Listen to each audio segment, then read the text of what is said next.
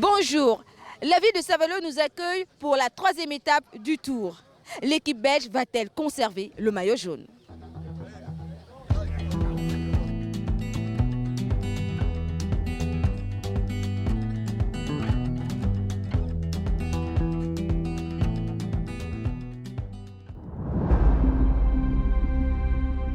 Départ ce matin de la ville de Saint-Valo, 35 000 habitants.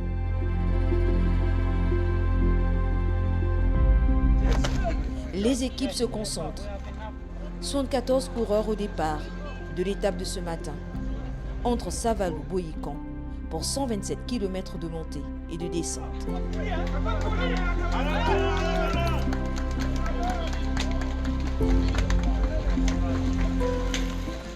Très vite, une première échappée se forme. De 6 coureurs, le peloton essaie de rattraper les fuyards.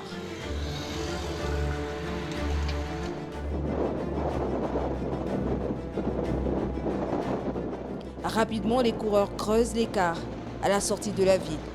Le peloton essaie de réagir et fait tout pour ne pas être distancé du groupe de tête.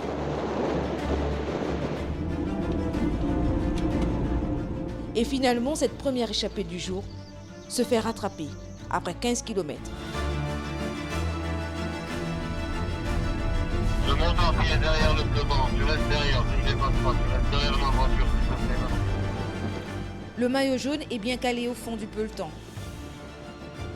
Une attaque se produit à l'avant. Les Béninois, bien regroupés, essaient de réagir. Mais une échappée de 10 personnes se forme au kilomètre 30.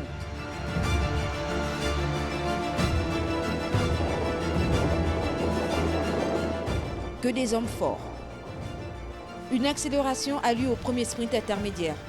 La lutte est vraiment sévère parce que l'écart au classement général est vraiment minime et chaque bonification est bonne à prendre. C'est l'Ivoirien Souleymane Traoré qui dévance d'une roue le Burkinabé Salifou Yabarga. L'échappée a maintenant près de 2 minutes d'avance.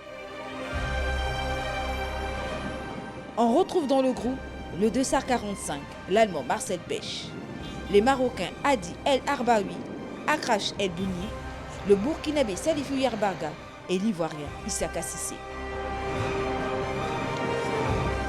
Le maillot jaune se sent en danger, fait l'effort et tente de revenir sur l'échappée. Mais devant, le petit groupe ne lâche pas la course. Et dans le dernier kilomètre, l'Allemand Marcel Pech arrive à lâcher ses compagnons et remporte en solitaire cette 3e étape. Les autres coureurs de l'échappée arrivent à 6 secondes.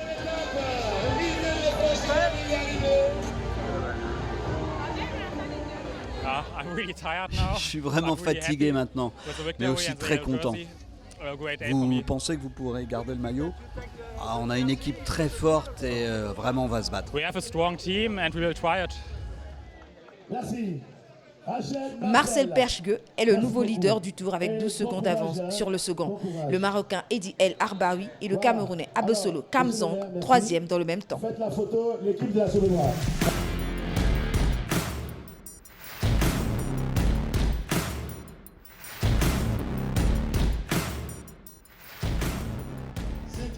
Superbe victoire allemande ici à Boyican. Autre ville, autre décor du côté de Cotonou. Les jeunes graffeurs d'Afrique veulent réaliser la plus grosse fresque du monde.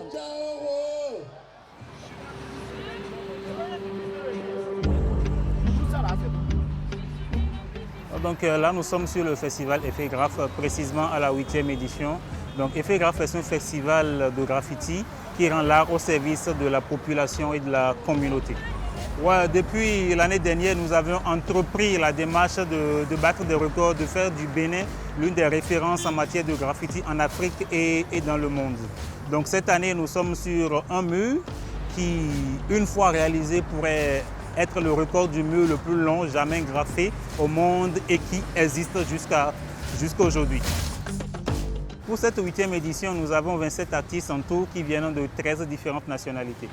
L'énergie qu'apporte chacun des artistes Mais au final, je l'absorbe et ça m'influence d'une manière ou d'une autre. Le graffiti, c'est un art rassembleur, c'est un art cosmopolite. C'est un brassage en fait, c'est un brassage artistique qui me permet quand même de faire d'autres connaissances, de découvrir d'autres horizons artistiques. Le but, l'utilité vraiment de la chose là, c'est que différents univers puissent se retrouver, s'imbriquer pour donner vie à une œuvre unique. En Occident, par exemple, être les uns à côté des autres, ça ne pose pas forcément de problème. Alors qu'ici, on cherche quand même une cohésion, une unité dans la création. L'art, comme on le dit, c'est une source de paix. Donc ensemble, on essaie quand même de faire cette paix-là. Le graffiti, à la base, est un art éphémère. Toutefois, ce que nous sommes en train de faire, c'est on s'assure que ces œuvres-là puissent rester et durer dans le temps.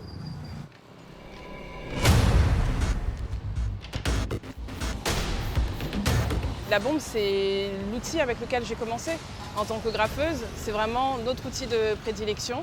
La texture que ça apporte, le geste, la pression à gérer sur la bombe, c'est vraiment ce qui nous caractérise et ce qui nous définit. Donc on parle de l'histoire du Bénin, on parle du patrimoine, on parle des Amazones, des temps modernes, et on parle aussi de la vision un peu afro-futuriste du Bénin. Le Bénin a une culture très riche, une culture très dense, une culture très variée. Et il n'y a personne pour mieux raconter notre histoire que nous. On se doit de rêver, on se doit de penser grand. Donc pour d'autres artistes, c'est la culture qui est mise en avant, c'est le patrimoine, la richesse culturelle, la richesse immatérielle béninoise qui est illustrée à travers 1001 couleurs.